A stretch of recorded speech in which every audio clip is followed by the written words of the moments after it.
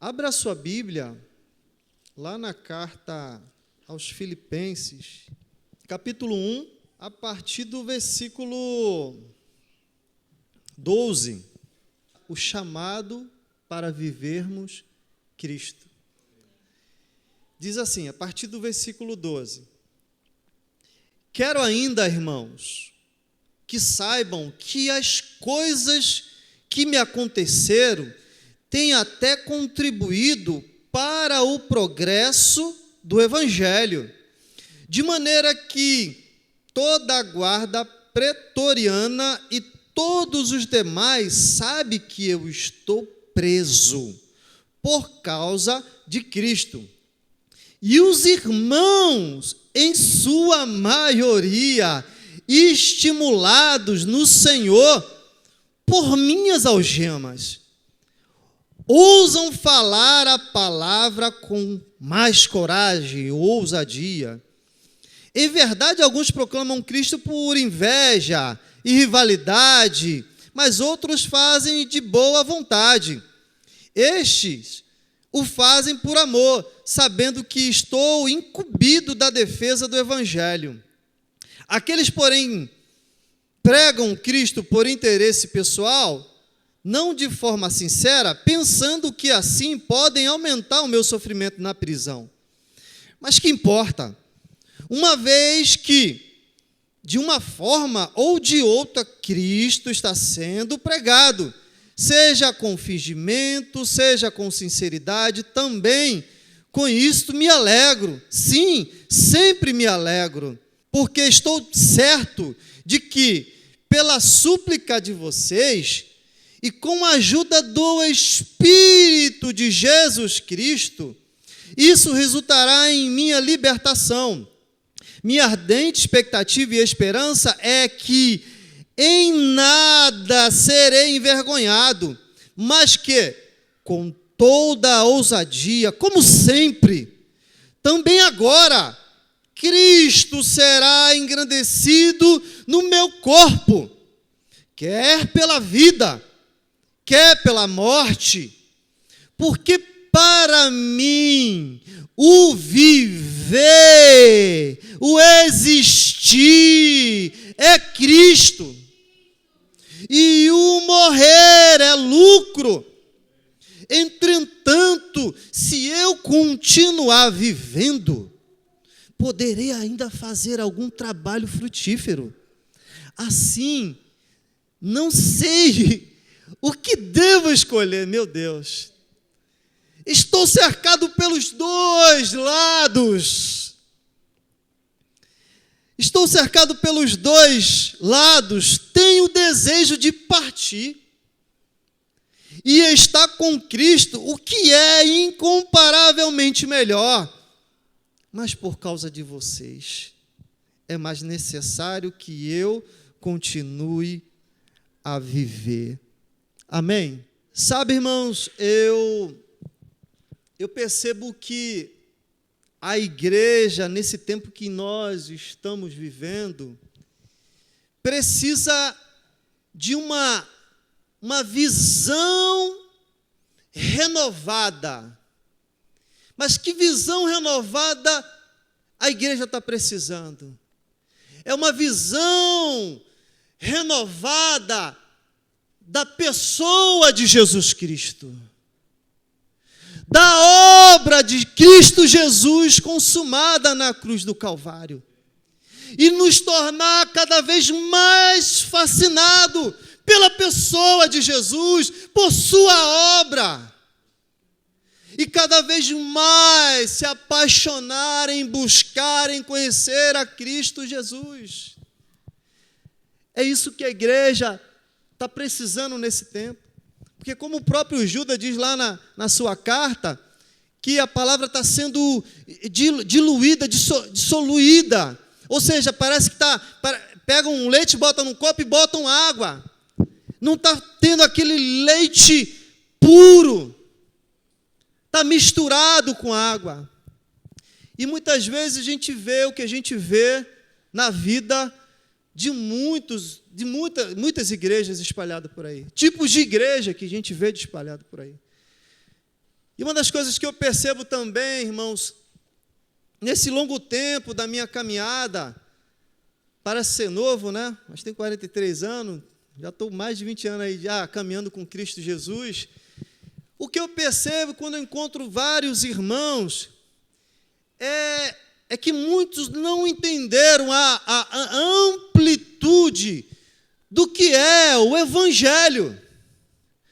Muitos simplesmente resume ao Evangelho a crer em Jesus Cristo como aquele que viveu, morreu, ressuscitou, como aquele que nos redime do pecado, como aquele que nos livra da condenação eterna, e que nós simplesmente precisamos frequentar um grupo de pessoas que é a igreja e fazer a manutenção espiritual e ponto final. E muitas vezes nós vemos pessoas do nosso convívio, onde essa visão, às vezes limitada do que é o Evangelho, não afetam a vida dessas pessoas. Não há transformação. Na maneira de pensar, não há transformação na forma de se relacionar com a vida, de se relacionar neste mundo. Tudo isso faz parte, sim. Nós estamos aqui, sim, para comungar, para aperfeiçoar a nossa espiritualidade. Sim, nós estamos aqui para adorar, para louvar, para bendizer aquele que morreu e ressuscitou, que nos redimiu dos nossos pecados, que nos livrou da condenação eterna. Glória a Deus por isso, irmãos. Mas essa é uma parte das boas novas. A outra parte é que Cristo compartilhou do seu Espírito para que através da nossa vida, através da vida da igreja, Cristo seja manifesto, Cristo seja conhecido, Cristo seja revelado, Cristo seja apalpável através das nossas vidas. Através das nossas vidas. Amém, irmãos? A amplitude do Evangelho é essa boa notícia de que recebemos de Cristo Jesus, dessa obra consumada no Calvário, mas é da vida dele que nós recebemos e devemos viver nessa vida. Essa vida que nos prepara para o dia da manhã, para a segunda, terça, quarta, para a semana toda. Amém, irmãos? O Evangelho, irmãos, é essa boa notícia. Paulo entendia muito bem isso, irmãos. Eu gostaria que os irmãos abrissem Gálatas, capítulo 2, versículo 19. Ora, preste atenção nessa declaração, que tem tudo a ver com o que eu estou compartilhando com os irmãos. Diz assim: pois, por intermédio da lei, eu morri para a própria lei, com o propósito de viver tão somente para Deus. Eu gosto dessa versão aqui na King James, que diz assim, olha: fui crucificado juntamente com Cristo. Essa é a parte da boa nova. Nós fomos identificados na morte e na ressurreição dele, amém, irmãos? Fui juntamente crucificado com Cristo, e desse modo, já não sou eu quem vive, mas Cristo vive em mim. Cristo, não sou eu, não é mais o homem velho, não é mais o meu eu corrompido, caído pelo pecado, mas Cristo vive em mim, e essa nova vida que agora vivo no corpo, na vida natural, relacional, Vivo exclusivamente pela fé no Filho de Deus que me amou e se sacrificou por mim. Aleluia! O Evangelho não só fala do que Ele fez na cruz do Calvário por nós, mas fala daquilo que Ele faz em nós, fala daquilo que Ele faz através de nós. Aleluia! Aleluia! A gente pode dizer assim, irmão Robson, esse negócio de eu não vivo mais, mas Cristo vive em mim, é muito difícil. Quando eu olho na ótica natural, é muito difícil. Mas quando eu olho na ótica, na perspectiva espiritual, do que Ele fez e do que Ele está fazendo em mim pelo Seu Espírito, nós compreendemos isso. Porque não é na base da nossa força, da nossa lei natural humana, mas é na base da operação do Espírito de Deus em nós. Paulo orava aos Gálatas, dizendo que ele tinha dores de parto para que Cristo fosse formado, para que aquela igreja fosse transformada, conformada, saturada, cheia da vida do Cristo vivo. Ele orava para que Cristo fosse formado neles. Essa deve ser a nossa oração para conosco mesmo. Senhor, forme Cristo em mim. Renova a minha mente segundo a mente de Cristo. O Evangelho é a vida de outra pessoa em nós. Não é sobre só a vida do que Ele fez por nós. É a vida de outro. É uma nova natureza. É uma nova identidade. É nisso que nós devemos estar fundamentados. E isso vai fazer toda a diferença com a nossa relação com a vida. E aí nós vamos andando e nós vamos perceber, irmãos, o que norteava a vida do apóstolo Paulo era o conhecimento de Cristo Jesus, o Senhor, e é isso que deve nortear a nossa vida, o conhecimento de Cristo Jesus. Porque conhecer a Cristo Jesus, conhecer a sua pessoa, conhecer a sua obra, é conhecer a vontade de Deus Pai encarnado para nós e para toda a humanidade. À medida que eu busco conhecer a Cristo Jesus, eu vou conhecendo a vontade de Deus Pai para a minha vida pessoal e para a minha vida coletiva. Como igreja, irmãos. Olha o que ele diz na carta mesmo, Filipenses, capítulo 3 agora, a partir do versículo 4, para a gente compreender bem melhor.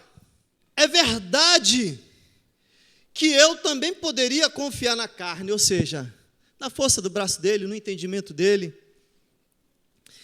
Se alguém pensa que pode confiar na carne, eu ainda mais. Ele era o cara, né? Fui circuncidado no 8º dia, sou da linhagem de Israel, da tribo de Benjamim, hebreu de hebreus. Quanto à lei, eu era fariseu. Quanto ao zelo, perseguidor da igreja. Quanto à justiça que há na lei, irrepreensível. Olha o currículo do cabra, do camarada, olha o currículo dele. Por isso que ele poderia, quanto mais eu poderia ser o cara. Continuando. Mas o que para mim era lucro, ou seja, todo esse currículo, isto considerei perda por causa de Cristo. Na verdade, considero como perda por causa olha só, da sublimidade do conhecimento de Cristo Jesus. Sublimidade é algo que está além do conhecimento humano, é algo que é mais alto, são caminhos mais altos. Vocês estão me entendendo, irmãos? São caminhos mais altos, é o caminho da excelência. Paulo chega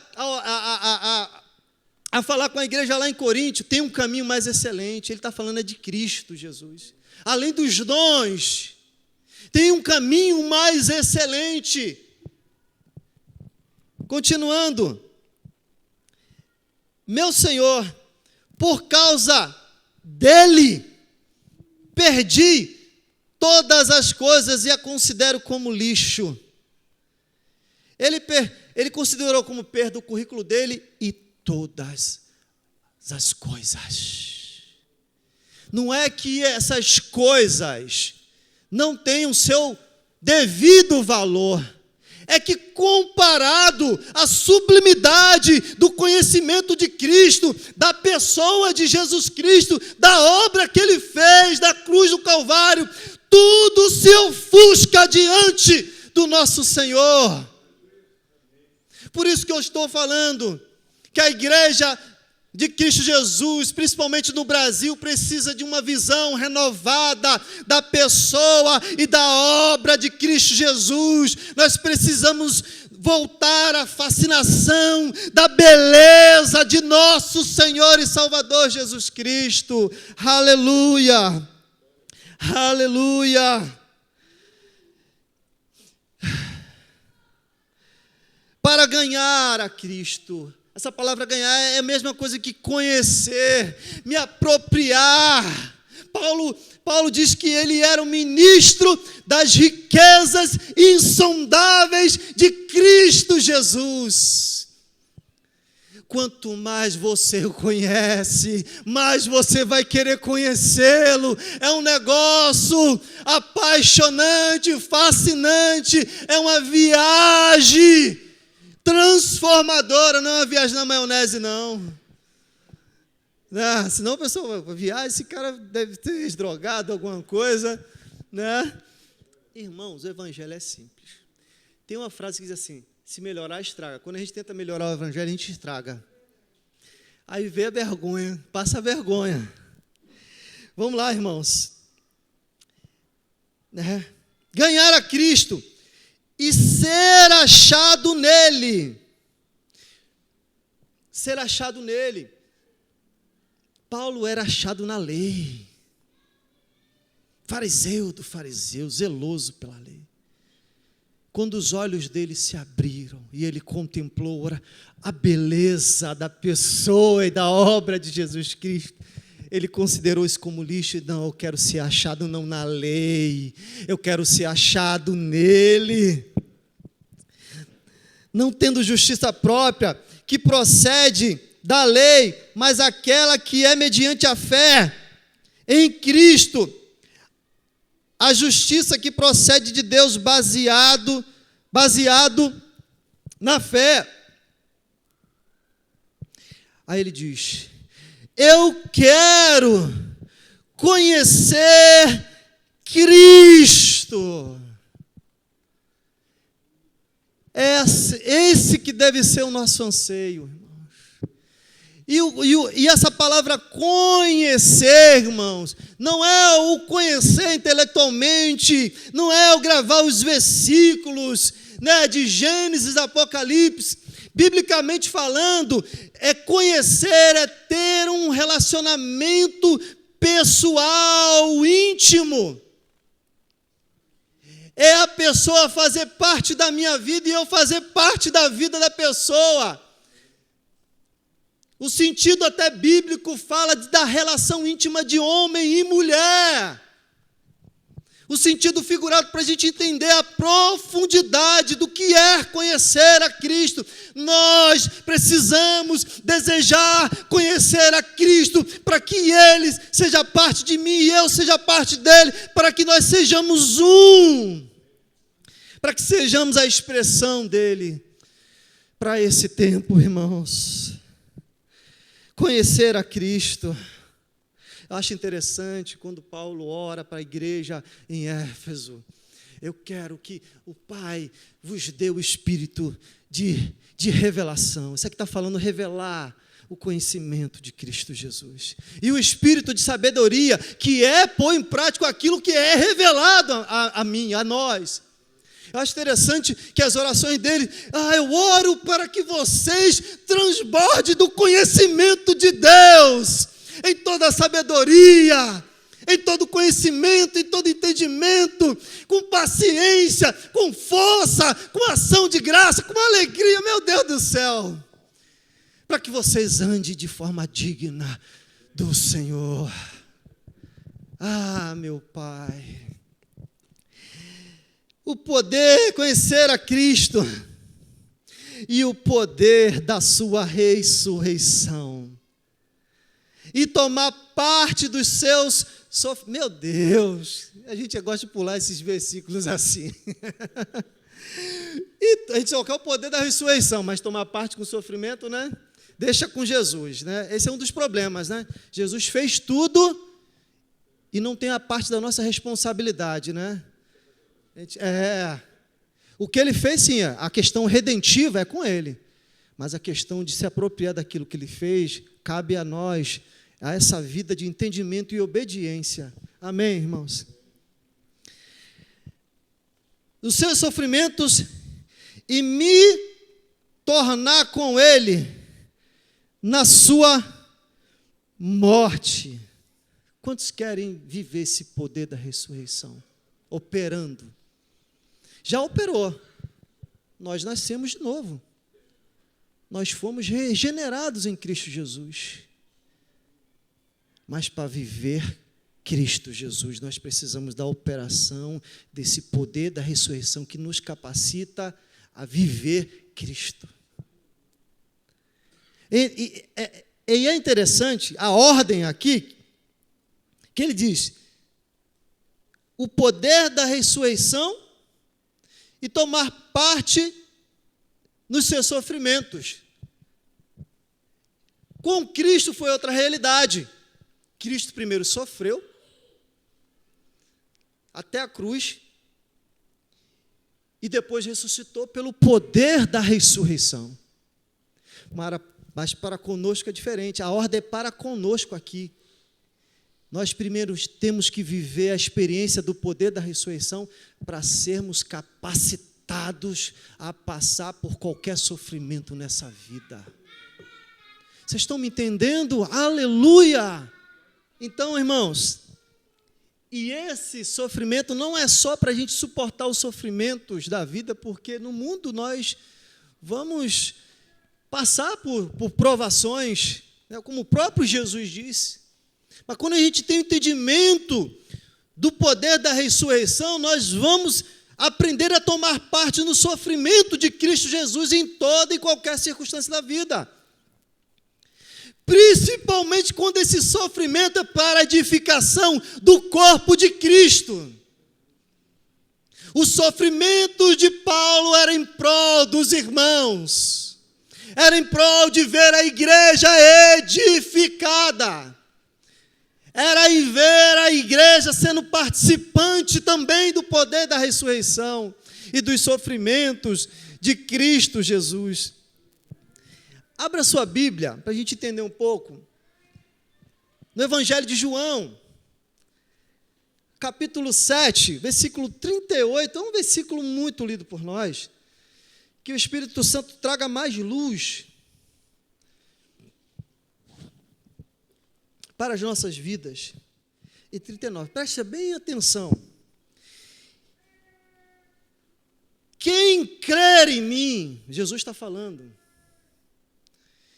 como diz a Escritura, do seu interior, está falando do novo homem, do homem regenerado, fluirão rios de água viva. Isso Jesus estava falando da promessa do Espírito Santo, quando ele morresse e ressuscitasse, fosse assunto aos céus. E isso ele disse a respeito do Espírito, que os que nele crescem haviam de receber. Agora prestem atenção nesse ponto aqui, ó, nessa vírgula adiante. Pois o Espírito, até aquele momento, não havia sido dado, porque Jesus ainda não havia sido glorificado. Quando eu falo de viver Cristo, eu estou falando do mesmo Espírito que engravidou Mariazinha, sabe, sem contato nenhum com o homem, que fez com que ele crescesse em graça, em sabedoria, em estatura, sabe, o Espírito que processou na mente humana de Jesus, na alma, no psicológico dele, e que fez ele suportar as rejeições, e que fez ele suportar todo tipo de tentação, irmão. Todo tipo, quando a Bíblia diz todo, no egípcio, no latim, no que for, é todo tipo de tentação e todo tipo de sofrimento. Então, esse Espírito que habita em nós é o Espírito que conhece muito bem a estrutura humana. Quando a Bíblia diz que tudo, que não há impossível para Deus, que tudo é possível, não é só simplesmente para curar uma enfermidade, uma doença, mas são todo tipo de coisas, até questões internas da nossa alma, da nossa mente, bloqueios, fortalezas que se levantam contra o conhecimento de Deus, que transforma a nossa maneira de viver. Esse meu temperamento, essa minha personalidade. Quando eu falo de Cristo viver em nós, eu não estou dizendo que Cristo vai despersonalizar. Você vai virar um personagem meio estranho, né? Meio judeu, rabino, né? Sei lá, meio barbudo, não. O nosso temperamento é caído. A nossa personalidade é caída, mas quando o Espírito vem e nós damos abertura para o Espírito de Cristo Jesus, ele reorienta nossos temperamentos, a nossa personalidade e faz de nós expressão de Cristo Jesus. Amém, irmãos? É isso, irmãos. Quando a gente entende isso, nós não nos deixamos ser depreciado pelas circunstâncias da vida. Sabe por quê? Porque é uma pressão maior de dentro para fora. A vida, quando as coisas vêm depreciar a gente, diminuir a gente, é o que muitas vezes acontece conosco. Mas quando a gente lembra aqui e aqui que há o Espírito de Jesus que habita aqui, o Espírito que foi glorificado, que habita em mim, nós nos abrimos para esse fluir de alegria. Por isso que Paulo dizia, alegrai-vos. E o cara preso, meu irmão, que os psicólogos ficam doidos, os psiquiatras ficam doidos com esse tipo de assunto. Aleluia, irmãos. Bendito seja o nome do Senhor. Quando, irmão, o nosso anseio for conhecer a Cristo Jesus, ter parte nos seus sofrimentos, deixa eu voltar lá para Filipenses, ter parte nos seus sofrimentos e ser conformado na sua morte, nada vai poder nos parar. Nós não seremos envergonhados em qualquer circunstância dessa vida. Sabe, nós aprenderemos a se submeter a toda e qualquer circunstância. Aí nós vamos discernir na vida que todas as coisas cooperam para o bem daqueles que amam o Senhor, daqueles que são chamados pelo Senhor. Todas as coisas. A gente anda, o tempo vai passando, a gente fica cascudo, a gente toma cada pancada da vida, né? Deus derruba os sorvetes da gente, a gente está alegre, né? Que sorvete! Não é isso não que eu quero para você, rapaz. Que até um tropeço na rua, rapaz, eu já estou assim, Jesus, o que você está querendo aí, rapaz? Me diz, o que você está querendo? Aí vem um problema, eu já nem estou perguntando mais, o que eu fiz não, o que o senhor está querendo em mim? Eu estava conversando mais ou menos isso com o pastor Eduardo. Sabe, quando a gente vai compreendendo isso, quando o nosso anseio é essa vida, irmãos, nós aprendemos a assumir responsabilidade. Nós não nos deixamos nos vitimar mais pela circunstância, nós assumimos a nossa responsabilidade nas dificuldades, nós não transferimos, é a minha mulher, é o meu marido.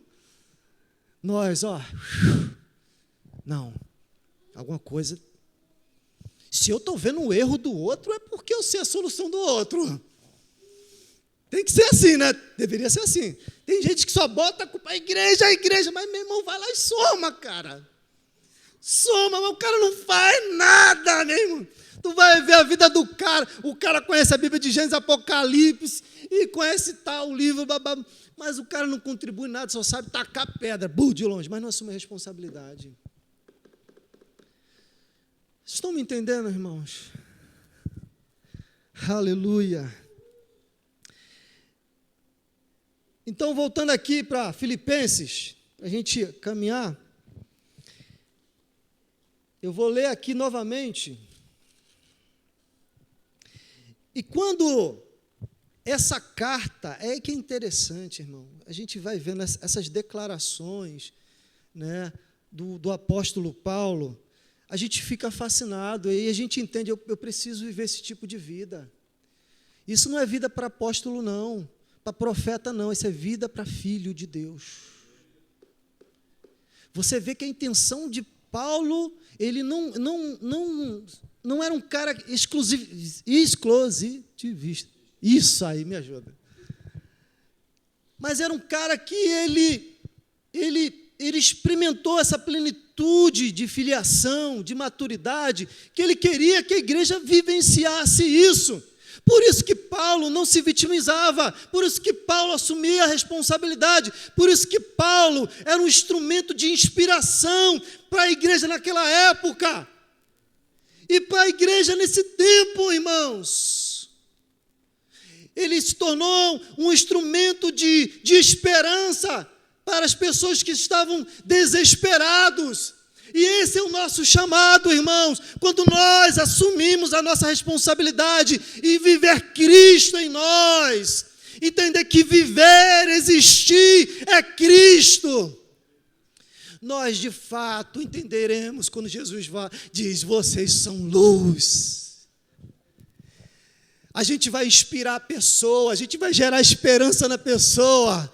As pessoas vão olhar assim para o casamento, cara, como é que o Robson, a Vanessa superou tudo isso? Não vou desistir não. Rapaz, eu já ouvi isso. Eu falei, meu Deus, já pensou se eu desisto? É a mesma coisa na caminhada, vou sair, vou chutar o balde. As pessoas, meu pai não se converteu ainda, está no processo, mas eu ouvi um papo dele que eu achei engraçado. Olha, só acredito nesse Jesus por causa do meu filho, porque eu vi ele passando um monte de coisa aí, eu ainda acredito por causa dele, né? O que eu vejo a vida dele, né? Olhei assim num papo, assim numa roda, achei muito, muito interessante. Então, irmãos, nós não nos tornaremos vítimas, nós precisamos compreender, irmãos, compreender. Nós precisamos pedir, Senhor, Abre os meus olhos para que eu veja essa realidade da pessoa e da obra de Cristo Jesus. Me dá esse espírito de sabedoria, de inteligência. Me dá esse poder para viver. A igreja está acostumada a ter experiência com o poder para ter experiência. O Espírito Santo não vem só sobre nós para a gente ter experiências extraordinárias, os êxtases, as línguas estranhas, correr. Já fiz cada loucura, meu irmão, se eu for falar, meu Deus do céu. Mas o Espírito Santo vem para que a gente conheça a vontade de Deus, Pai, para as nossas vidas. Jesus, Ele é Salvador e Senhor, sabe por quê? Porque Ele nos deu o seu Espírito que habitava nele, para que a gente tenha o mesmo Espírito, a mesma consciência, o mesmo entendimento, harmonizado com Deus Pai.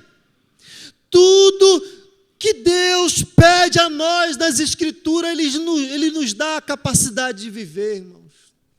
Deus não nos pede nada, aquilo que a gente não possa viver, porque aquilo que Ele pede, Ele também dá o suporte para a gente viver. Amém, irmãos? Paulo, em Colossenses, capítulo 2, abram aí, vou querer fazer questão dos irmãos lerem. Capítulo 2, versículo 6. Olha a exortação de Paulo. Versículo 6, ele diz, portanto, né?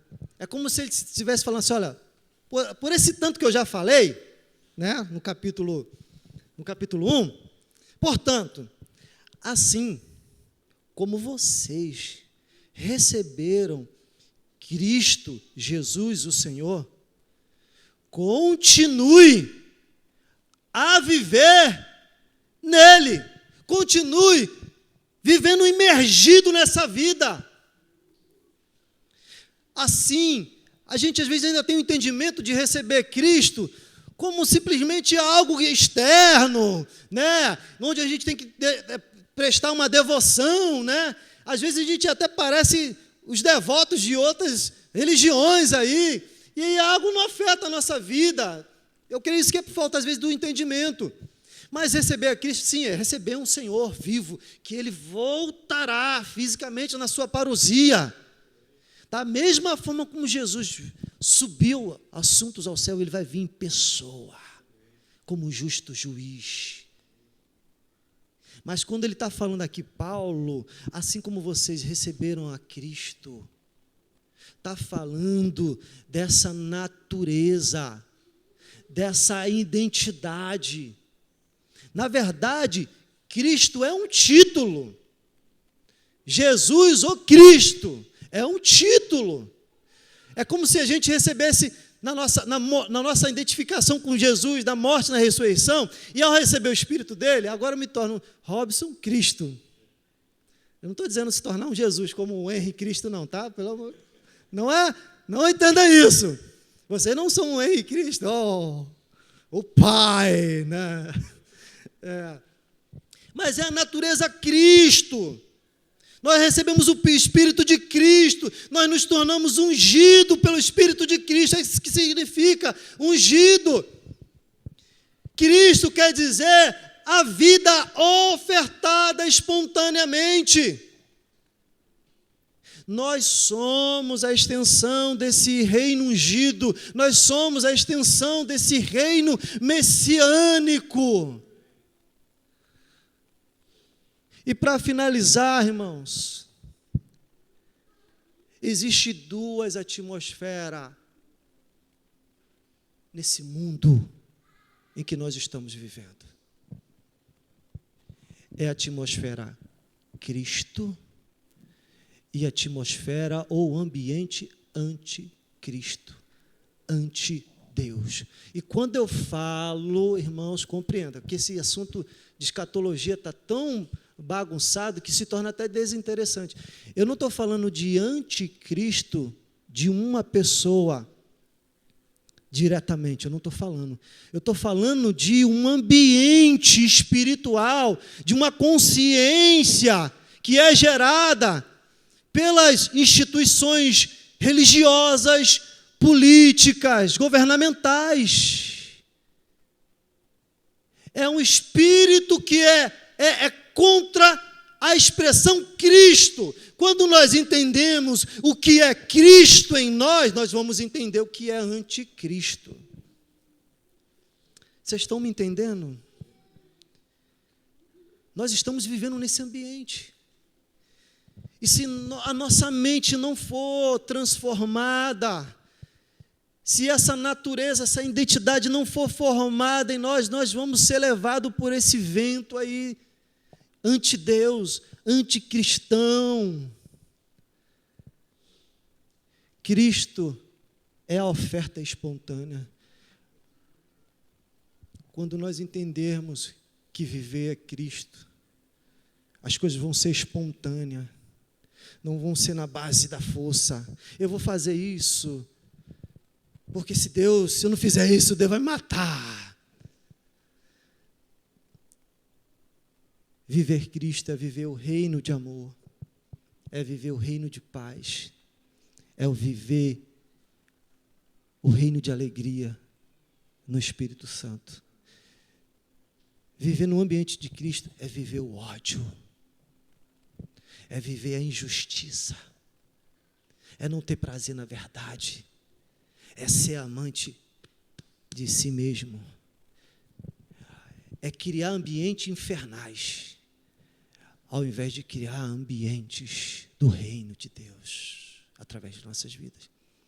Irmãos, eu trabalho lidando com pessoas, Deus já me botou em cada enlatada, com pessoas difíceis. E como eu louvo a Deus, entender princípios de Deus e pôr em prática nisso, às vezes não tem nem consciência da dimensão, o quanto isso afeta nas pessoas. E através de às vezes até um bom dia que a gente dá, transmite vida a Cristo, irmãos. Às vezes um sorriso, bom dia. Eu trabalho vigilante lá no Mercadão, Madureira. Aí tá, todo mundo fala, como é que tu consegue trabalhar naquele ambiente pesado? Não, eu estou mais pesado ainda, rapaz. Quem tem que ficar, se sentir pesado é o cãozinho lá, rapaz. Ele tem que sentir oprimido, não é eu não. Minha mãe fala, Robson, como é que tu consegue trabalhar no Mercadão de Madureira? Eu falei, mãe, não sei. Então, assim, aí eu lido com cracudo. Eita, meu Deus do céu, meu patrão é uma benção, né? Mas, enfim, irmãos, o mundo quer ver Jesus. Aqui, esse é um ambiente onde comunga a mesma linguagem, irmãos. Mas a realidade está lá fora. Sabe, esse dia eu estava ouvindo um papo de um irmãozinho, mas briga de cargo na igreja, meu Deus, os motivos que as pessoas estão saindo, o anseio delas não é conhecer e viver Cristo. Esse dia eu estava vendo um vídeo, eu quero digitar, meu Deus, aí eu começo a escutar, não entra nessa não, Robson, não entra nessa não. Eu vi uma gravação de uma denominação grandiosa, o povo brigando por causa de posições, sabe, o negócio está feio, irmãos. Sabe, quando nossos olhos estiverem fixados no autor e o consumador da nossa fé, irmãos, todas as coisas vão cooperar, nós vamos ter entendimento, iluminação, percepção das circunstâncias, Deus usando a circunstância, falando com a gente vai ter sensibilidade, e para finalizar, a gente vai entender o que Paulo disse aqui mesmo. Eu vou abrir para ler, quero que os irmãos botem os olhos. Um irmão que estava preso, tinha tudo para ser um cara doente psicologicamente, um enviador de cartas de má notícia para desanimar os irmãos. Mas olha só, uma pessoa que estava preso, olha a convicção, eu estou certo de que aquele que começou a boa obra em vocês há de completá-la até o dia de Cristo Jesus. Nem sempre os lugares serão favoráveis para que as promessas de Deus se cumpram em nossas vidas. Irmãos, nem sempre. Bem-aventurado não é um ambiente que você está. Bem-aventurado é você.